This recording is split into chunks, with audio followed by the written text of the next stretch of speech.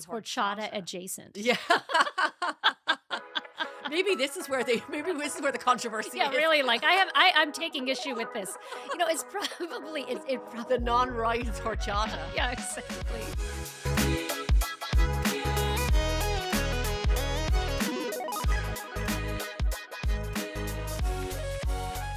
Hi everyone, welcome back to another episode of Need to Know. I'm Gemma Stafford, professional chef, cookbook author, and the host of Bigger Bolder Baking. And as always, I'm joined by my culinary director and sidekick, Ami Shukla. Sidekick is a good thing, right? I'm a sidekick. Yeah. I like to be a sidekick. Yeah. Ami, we have a lot to talk about today. I'm gonna kick off hot from the oven, okay? Okay. It's summertime. We're heading in. Starbucks are releasing their summer menu. Mm-hmm. There are some familiar faces, and then there's some new ones. Yeah. Refreshers. Yes. Tell me about they're that. back. Do your kids must drink refreshers, right? They, I don't. They love Starbucks. They drink all the things, and they drink the secret menu, and they know all sorts of stuff. And I know nothing. So the refreshers. Educate me. Yeah, well, I know a little. I don't know a whole lot more. The summer berry refreshers, raspberry, blueberry, blackberry flavors, and then you get them with lemonade. But then you also can get them with like coconut milk and shaken over ice. Wow. Which the coconut milk sounds nice, doesn't it? Yeah, it sounds really good. Kevin sounds like a summer berry refresher. Yeah, but it sounds kind of creamy and It it sounds really does good. sound refreshing, Yeah. actually. My one thing about the refreshers is too much ice. Well, yeah. I mean, don't you think that's how they save on money? Yes. That's why I say like No light ice. Yeah, right. Exactly. And then they're looking at me like, Uh-huh, and I'm just like, you better lay off. Yeah. that ice I'm on to there. you. I'm on to Yeah, you. I'm not. Number one is as a European, we're not the biggest ice fans, Right. But when you get those, and they're such big cups, Yeah. and with the amount of ice, Yeah. but anyway. You get the cup without the ice, and then you get the ice on the side. Oh, that's a good idea. So the reason I bring up the refresher is because some of the new flavors have boba in them. Mm-hmm. Which are tapioca pearls. Right. But Starbucks is referring to them as pearls and not boba. Right. I personally think that maybe they should have leaned more into the boba because like I'm more familiar with boba, and with pearls, I didn't actually know that they meant boba. Oh, well, boba and tapioca pearls are interchangeable. It's the same thing. So boba are tapioca pearls. Yeah. And boba is actually a Taiwanese slang. And but they and that's become very popular, and we think about boba tea as a particular thing. But they're technically tapioca pearls. So I would say that Starbucks is not wrong to call them tapioca pearls. It doesn't signal a red flag for me. From what I'm getting is there's no malice behind it calling it a pearl over a boba. I don't think so. And if you look up what is a boba, the answer is it's a tapioca pearl. Yeah, they're probably just trying somebody who like our job is once we make recipes is to position them a certain way to make them like most appealing. It might be a way to just make them sound more unique. Right. And then also like what is a pearl? Like I'll get that. Right. Have you had boba? Oh, yes, absolutely. I love boba. I haven't never had boba. I don't know why. It's really good. You should try it. I should try it. I know that like boba became a big thing in Ireland a while ago. Like then there's like boba shops everywhere. Well, I think it's like there's different cultures. I mean, we talk about different flavors with different drinks and desserts and foods in different cultures, but texture is a real thing. For me personally, the enjoyment of it is a textural thing. Yeah. It's just I find it constantly sort of interesting and kind of fun to you have this sweet delicious drink and then you have something to chew. Also you love mochi and you love that texture. I do love that. And I know I have to say that when it comes to my food, it's kind of all about texture for me. Like I love meringues, I love mousses, I love pavlova, like those kind. And then I love I do like things with that kind of a texture. Yeah. Another new thing on the menu is an iced horchata, which has espresso and it has horchata syrup. And I looked this up because I was like, what's horchata syrup? Right. And it is a syrup, it's a sugar syrup with cinnamon, some vanilla, different spices and stuff. Is there rice in there too? So it said there's rice in it, but it just looks kind of like a syrup. Is it clear? It looks clear? It's clear. Oh. So that's why I was like, well, then is it horchata? I don't know. Well, you know what? If they have it's a simple syrup with all of the cinnamon and sugar, all of those horchata flavorings, and then they use a rice milk or they use oat milk topped with oat milk, so it's not really it's horchata adjacent. Yeah. Maybe this is where the controversy Yeah, is. really. Like I'm taking issue with this. It's probably it probably The non-rice horchata. yeah, exactly. George loves horchata. He'll go to the farmer's market with Mm. Kevin on a Sunday morning and get horchata. I love horchata, and I love the flavors. I often find it a little bit on the sweet side for me. Yeah, it's very sweet. So last summer I tried to make some horchata, and it turned out very gritty. Now you grind up rice, and then Yeah. you soak it overnight or for a certain number some time, and then you mix it with some sugar and cinnamon, and strain the whole thing. And it turned out gritty, delicious but kind of gritty. And I was staying with my sister, and she doesn't have the best blender. Like I think maybe you need a Vitamix or some Yeah. very high speed blender. But then I had this idea that, oh well, what if I like cook it a little bit, heat it up so that the rice softens. But then it just tasted like I was drinking rice pudding, so it was a total fail. That does sound a little bit like rice pudding. Yeah, it did not work. So maybe that's my new project this summer, is to really try horchata Yeah, that's again. nice. Yeah, because I would like to try it a little less sweet. Yeah. Yeah. Another thing that they added to the menu, and this is very sweet. I don't know if if they had these in Starbucks when your kids were small, cake pops. Oh, love. I think it was Kieran's first birthday. We made cake pops for it. So the cake pops, when George was around 3 or so, you couldn't bring him into a Starbucks. You like, if we had to go get coffee, you'd like leave him outside, not by himself, Right. but like be outside with him. Do not bring him in here because it'd be 9:30 in the morning and he'd see those cake pops. But anyway, they are a strawberries and cream cake pop is coming for the summer menu, and it's really sweet. It looks like a strawberry. It's Oh. mixed with buttercream. It looks lovely, very sweet. Yeah. He's still not getting one, but it does look nice. They are really sweet, and they Yeah. they're lovely, and they're small. They're very sweet, but they're also very small. They So are maybe it's small. kind of And then honestly, usually he didn't eat, it was more about give it to me. That's what I want. And then Right. he wouldn't even eat it. Right. Do you know what I mean? Then I'd end up eating in the back of the car on the way up to Sacramento or something. right. And then I just regret all my decisions. Do you know what we should try to develop, Gemma? What? Is a cake pop that uses something besides buttercream to form that shape. Number one, I did try cake pops recently and it was an absolute disaster. They did not turn into balls. They just looked like weird rocks. And can't you use like a cream cheese mixture? Yeah, or like a chocolate, or if you're trying to do something fruity, Ganache like or something? maybe some pureed fruit in a little white chocolate, or something White that chocolate, yeah. would allow it to be less sweet. I have to say though, I don't know, when I have like the few times I've had a cake pop, I kind of like that. You know, You like how sweet you like how sweet it is. I do. I like Yeah. the kind of I mean, artificial flavor. it's only like 2 bites, so I feel like Yeah, it's of course. okay. It's all right. Another thing that I wanted to actually bring up while we're in our section here is all of these trends of combining flavors. So we've got sweet and salty and sweet and spicy, or as I like to say, swalty or swicy. Do you like that, Gemma? No, I don't. Sorry. You lost me. Swalty. Well, I'll tell you what. I'm just going to keep saying swalty. Making me my uncomfortable. if you're a fan of swalty, I just saw this someone on TikTok making this Rice Krispie treat, but with potato chips. And no, don't shake your head. I am not a marshmallow fan at all, but I think it's because my marshmallows have been missing potato chips No. all my life. I am really sad that I was on a plane really late last night and did not get to make these for you, or I would have forced you Nope. to have some potato chip Rice Krispie treats. This looks amazing. It's like swalty. It's swalty. It's gross. Okay. No. Okay, well, okay, I'm going to try you on Swicy then. Okay. What's Swicy? Tell me what's Swicy. I don't like chocolate and potato chips. I don't like potato chips and stuff. Oh, Don't put them in my cookies, Tommy. Chocolate-covered pretzels? That's No. good. Oh, no. Or what No, about potato chips. Chocolate covered potato chips. those are good. No. Okay, well, what about like trail mix with like M&Ms in there? No. Oh, That's just not me. a number of years ago, it was very trendy to have a spicy chocolate, anchovy which chili I chocolate. never was I a never fan got into that. It was never really like, I don't know. I don't like spicy in my drinks. Like I don't like spicy of. cocktails. Oh, I do. I like spicy food a lot, Yeah. but I don't like spicy drinks. I don't like spicy chocolate.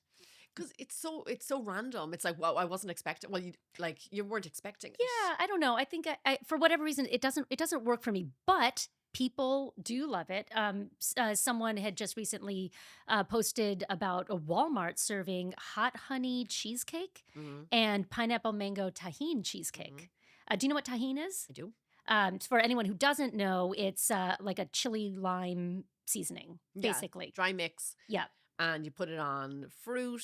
They sell it here, on the stands, the fruit stands in LA. Like they have like these beautiful fruit stands, and then you can get tahine. Well, what about, there's also a tahine fruit pizza.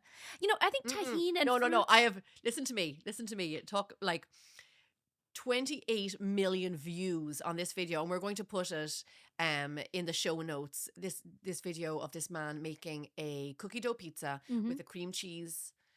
Just like we did a 4th of July one. Right. We're doing a 4th of July one. Cookie dough pizza, cream cheese topping, and then covered it in tahine. Just all kinds of and then put fruit on top. I feel like 28 million views on me.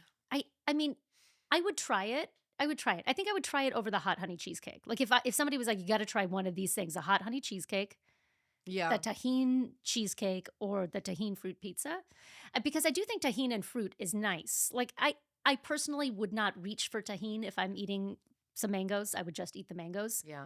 But I've had it, and I'm not opposed to it. Yeah. I'm just like, oh, that's good and surprising. Yes. I wouldn't be a fan. I saw the video and I was a little bit grossed out by it. Yeah. Okay, now moving on to things that are gross. Oh, well.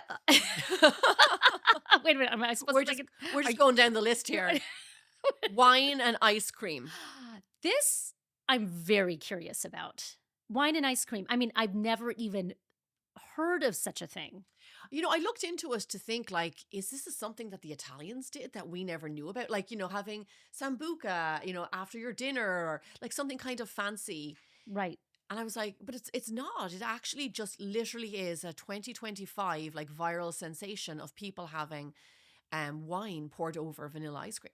Yeah. But it's also like different flavors. Like you'll see like different, and I thought when I was first looking this up, I thought, oh, it's like port and chocolate, or it's muscat and vanilla. But it's Which actually would make like a little bit more sense to right, me. a dessert wine and an ice Baileys. cream. Yeah, something like that. But then it's like, oh no, you can use this, Viognier over vanilla ice cream, or I actually think peach ice cream with like a fruity white wine would be really nice. Yeah. But strawberry ice cream and rosé. But yes, I get. See, all those things that you're saying, I that makes sense to me. So what all of those things with the rosé and peaches, and that all makes sense to me, because like I find rosé so floral. A Viognier or a white wine can like have so many like notes. I'm not a red wine fan, and I associate it with like dark meats. Right. Or even like pizza maybe. But I can't imagine vanilla ice cream with like a Cabernet. I think actually it's suggested that maybe that isn't the pairing, though I've seen that online. I've seen people pour red wine over vanilla ice cream. But then when I did a little bit more research on this, it was chocolate and Zinfandel. So you've got like, there are some red wines. Okay, because that makes a little bit more sense, because they do pair red wine with chocolate. Yeah. So it has to be the right kind of red wine. Like some red wines are a little too tannic and dry. Like the ones that I actually prefer to drink are like a Cab Franc, or something that's like very earthy and light and dry. I think that would be Ami. French. She means French. But I do think that would be old world That wines. would be terrible. That would be terrible with ice cream. But like something that's like kind of a thicker, richer, softer. There are red wines that have, if you look at the descriptions, they have notes of vanilla, coffee, chocolate, things that I would never actually purchase in a bottle, but might be really nice. I think we need to put our money where our mouth is. Oh, do we get to do try a taste it? We're going to test? try it, because we can't sit here and I can't give out. One of us is wrong and one of us is right. Just an FYI. Oh well, so I'm excited to do this because I think I'm in the winning corner. Yeah. Well, does this make a Swicy? Or Swalty. Let's try some. I'll go get some ice cream. Okay. Yeah. Sounds good. Now, I am sacrificing some ice cream, which I'm not super happy about because I love ice cream. Yeah, you're not even thinking about the wine. You're I'm like, not. whatever. My poor ice cream.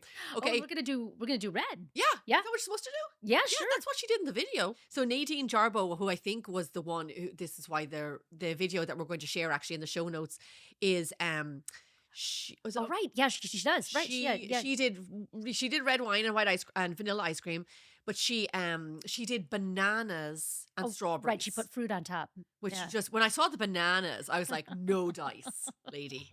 I gave us a little bit because I didn't want to be like, In case we don't like it. well, I've.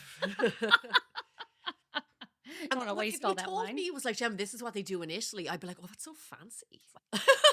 Just realizing we put so much alcohol into our Christmas food, our baked goods in Ireland over Christmas holidays. Yeah. And when I got a whiff of that there, that's what it smelled like. It's that hard liquor. Yeah. And like, because I just find red wine so strong. Yeah. But in Ireland, you would have a lot of like whiskey breads and cakes and Christmas cake and mince meat and stuff, which would all heavy with alcohol. Whoa. It's not bad. I will. You know what? No, it's not bad. No, I agree with you. I don't think it's like. You're not like going to go run and do it now. Do you know what it reminds me of? What? When I was growing up, my dad, and even now when I visit, he makes cherries Jubilee. It's his specialty. And he would make it, and then we would turn off all the lights in the kitchen. He would light it on fire. Yeah. Yeah, it would all be this like big presentation. And there's something about that little bit of alcohol bite and the ice cream that reminds me of cherries Jubilee. When you said cherries Jubilee, I made that connection. Yeah. I was like, I get that. Yeah. With the dark, because is that Kirsch or what's in that? I don't know what he does. Brandy? Then you think about Blanche Foster. Is it whiskey? Rum. Blanche Foster is yummy. I love those kinds of things. But I have to say, I think that for me, I think red wine is so rich. It's so complex. There's so much going on. And I think it might just be too much for me over a scoop of ice cream. This ice cream is extremely creamy. And I think that does actually complement it. Yeah. And kind of cuts that tannic. Yeah. It's interesting. I mean, I have to say, I don't think you like it. No. She doesn't, does she, Joey? It's like, I like, you know what it is? I like. Come on now. Tell the truth and shame the devil, as they'd say in Ireland. Well, let me get a word out. Okay, well, I'll tell you what. I like the initial taste, and there's like an aftertaste that I don't love. But I feel like that means you don't like it. No, I feel like I feel like it's worth exploring. Like maybe it's like, well, then explore it. Eat the whole thing. Well, I will. Well, okay, I'll tell you. Joey, go close up on her. Yeah. No. Yeah, I know. Can you turn off the camera so I can use my spit bag? No, I think, actually, yeah. This is really good. I think this is really good. Well, now that we're having ice cream cocktails, I think it's time for the party started. The party started. It's time for In the Mix with summer parties. Yay. So I actually wanted to bring up this Reddit thread that has been this controversy. You should never go on Reddit. I love Reddit. I Do know. you go on Reddit on me? I just find for what?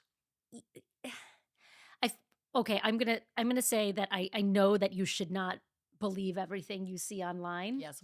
But it kind of feels like real people sharing their opinions. It is. Yes.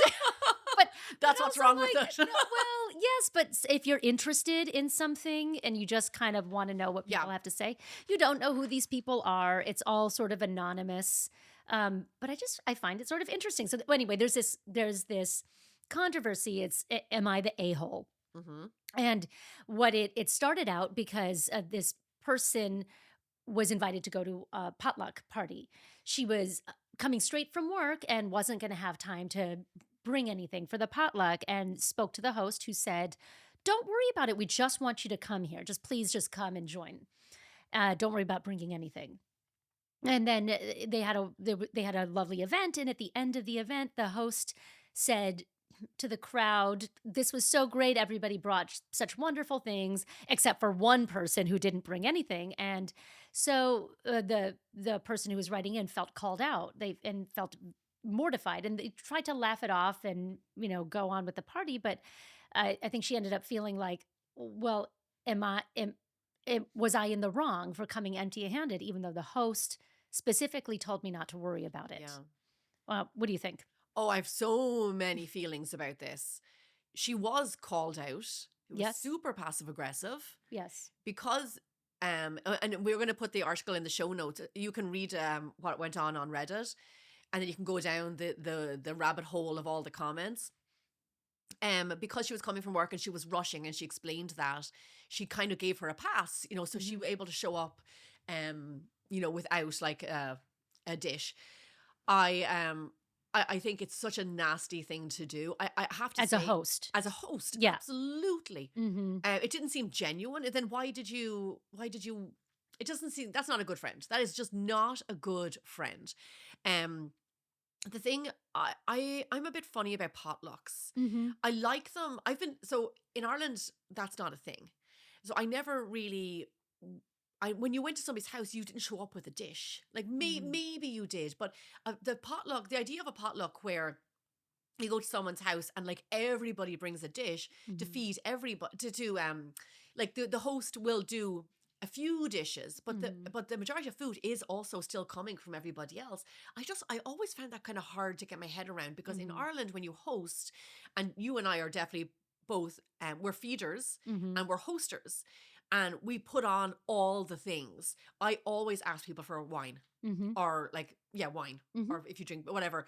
But I don't. I always felt weird about asking people to bring stuff. Now I've been in America now for 17 years, and being busy and having a child, and then next thing you know, you're hosting 10 people, 15 people, whatever it is. I have no shame in saying, can you please bring a green salad? Can you bring whatever? I'm very specific, but I have a few things that I want to just get off my chest. And I think this is the perfect platform to do it, because nobody can stop me. Oh, I can Do stop you want to you. hear it? This is what grinds my gears. Don't turn my microphone off, Joey. Okay. Okay, number one. Not so long ago, I went to a barbecue. It wasn't a potluck. It was a barbecue, and everybody asked what they can bring. I bought dessert, as I always do, and I'll bring wine. And the wine is not for like us to drink. The wine is for the house. Right. You know, that's always the way it was in Ireland. It's like, you don't have to open it now. It's for you. Yes. For you, for the house, for hosting us. Mm-hmm. So I brought dessert, and then, but one of the other guests in the thread was asked to bring like the protein, was asked to bring like the chicken. Can you bring the chicken to cook for the barbecue? Uh-huh. And I thought that was so odd. Right. That Yeah. like this woman was hosting us in her house, and she asked one of the guests to bring the protein. Well, what was she providing? She made this tomato tart. Oh, that was it. That was it. Oh. And a salad. Oh. And then another, I found Is that she so was she odd. vegetarian? No. No. I found it so odd. It was her idea. She said, when can we do a barbecue? Let's pick this date. We all arranged to be there. And then the funny thing was, we left hungry, but there wasn't enough food. Because the person who was bringing it assumed there was going to be some other proteins. But it was literally, we had those things and chicken. It was, anyway, so I thought that was very odd. That I do not think that a guest should be bringing the main event, which is usually a protein. I agree. Okay, so we host a lot of potlucks. Yeah. But I don't like a totally random potluck. Like, No. where everybody brings whatever they want. Yeah. I do what I call the guided potluck, where I will choose the theme and I will make the main. So I will say, okay, today I'm going to make pozole, and I'm going to make a big pot of pozole. And then pozole is a great sort of thing, because there's a lot of things you can. So then everybody else brings the elements. Yeah. And what I do is I try to have like an email thread, and I might say, we need tortillas, and we need toppings, and we need, somebody should bring a salad. And, I might throw out some suggestions, but then people will write in and they'll say, okay, I'll bring these things. I'll bring those things. I'll bring a salad. And every now and then I have a dessert that I've made. And sometimes, I'll throw in someone should bring a dessert. So we build a whole meal. And so everybody is bringing in food, but it's all towards a single meal. Yeah. And there's a theme. Right. It's not random. Yes. Yeah.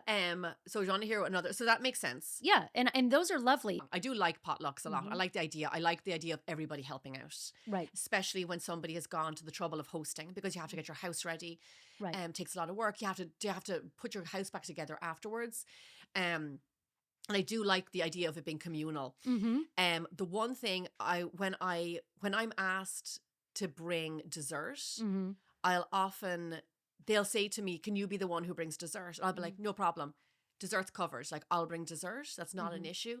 And then I'll show up, and then the host will have been like, oh, I just went and got a box of crumble cookies just because. Yes. Right. And Because that people, annoys me.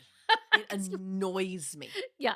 Okay. So, well, okay. Don't justify what I'm saying, Ami. Don't brush me off. No, I'm laughing because And it's not homemade. They went to right. crumble cookies and bought cookies. I do feel like I know everyone's busy and people want to contribute to potlucks and stuff, but I think I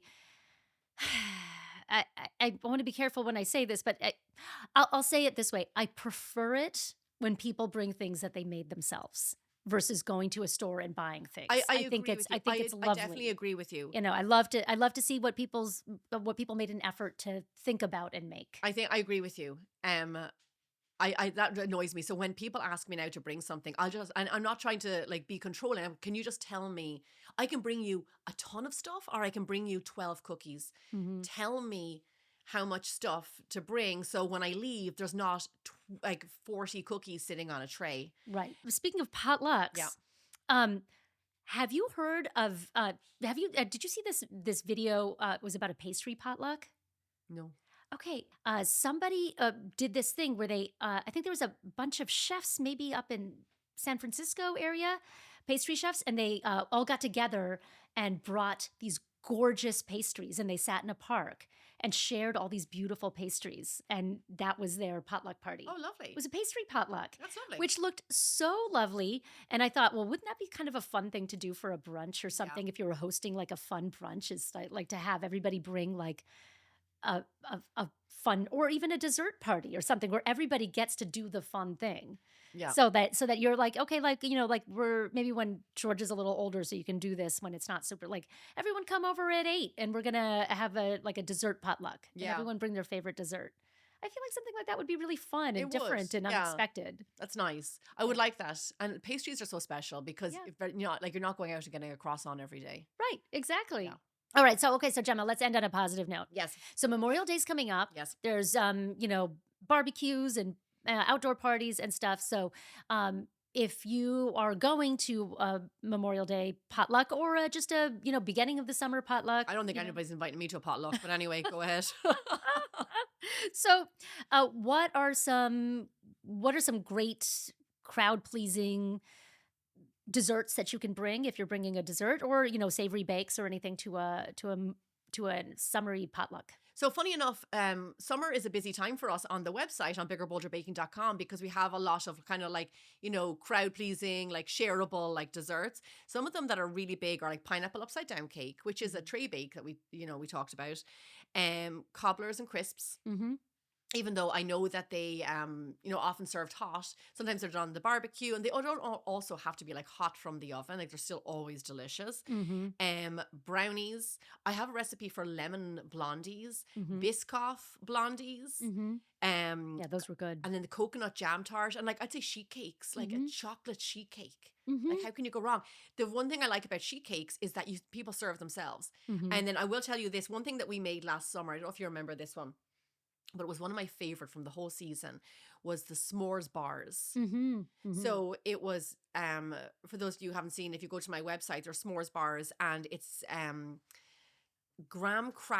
graham cracker. They're kind of gooey and yummy, chocolate, marshmallow, and then the cookie crumbled on top, and they're kind of softly baked. They're just a little bit doughy. They are so good. It tastes like a big, soft, gooey graham cracker. Yeah. Oh, those are really great ideas. And I think just to tack on to that, just some general guidelines for, if it's warm outside, I would definitely say nothing that has a frosting that's going to get overly melty. Oh yeah, good call. No whipped cream. Yeah, whipped cream, anything. And it is summer, so if you're going to bring something like ice cream, be sure that the host has freezer space, and 2, be ready to take some time to serve it up, because you can't leave it out. But if if you're the sort of person who wants to throw something on a table and forget about it, bars, brownies, cookies, anything easily grabbable. You could even do like a pound cake or something that doesn't need frosting, and you can leave that out there for people to slice. Or if you've got some frostings that hold up a little bit better, better in warmer weather. Or if it's not a particularly hot day, you could, Yeah. you could simply frost a cake or something like And that. then also cookies Mhm. are always a hit. Always, always. You can grab them, you can walk by. They're It's small, small, it's a they're low big. commitment. Like they're stuff, and I have to find, like, just for me personally, if it's small, it's easier for me. Like I don't find it. It's like, oh, I'll pick that up and eat it. If it's too big, I just can't. Right, right. And don't forget, if the grill is free after, if it's a grill party and there's some room on that grill, you can check with the host. You can always bring pineapple slices, peach slices, Put whole bananas. bananas on there in their Yeah. skin and everything. Or skewered So fruit. delicious. But definitely, if you want to use a cooking element, you got to check with the host. Yeah. Okay, after all our giving out, Ami, we are heading into the Bolt Baking Hotline. We did end on a nice note. Yeah. So we're talking still about summer events and parties. This is a great question because it's really hard to know. How much should I bring for a potluck if I don't know how many people are coming? Right. Well, first thing, ask the host. Yeah. And not maybe the day of. Maybe ask the host a few days before when they're not in the throes of trying to host a party. Just say, about how many people do you think are coming? And then you can also find out, if other people are bringing the same sort of thing. Like if somebody's asked me to bring dessert, I might ask the host a few days before about how many people are coming and is anyone else bringing dessert? And then it'll give me an idea. And I try to, if I'm bringing, and then it really kind of depends. Like sometimes just bringing one cake or one, batch of cookies is enough. If it's something like cookies or brownies, I definitely bring like, enough for everybody to have a couple because they will. If I decided I'm going to bake a pie, if it's a really big party, maybe I'll make two. So how do you decide? I think someone once gave me a rule of thumb that was you bring enough for your family plus some to share. So like if you're going to say like we're all going to have, but that would be if everybody's contributing. Mhm. So if everybody, if there's going to be 12 people at a potluck and everyone's going to bring some dessert, that would be what you do. You bring enough for your family plus a little extra to Mhm. share.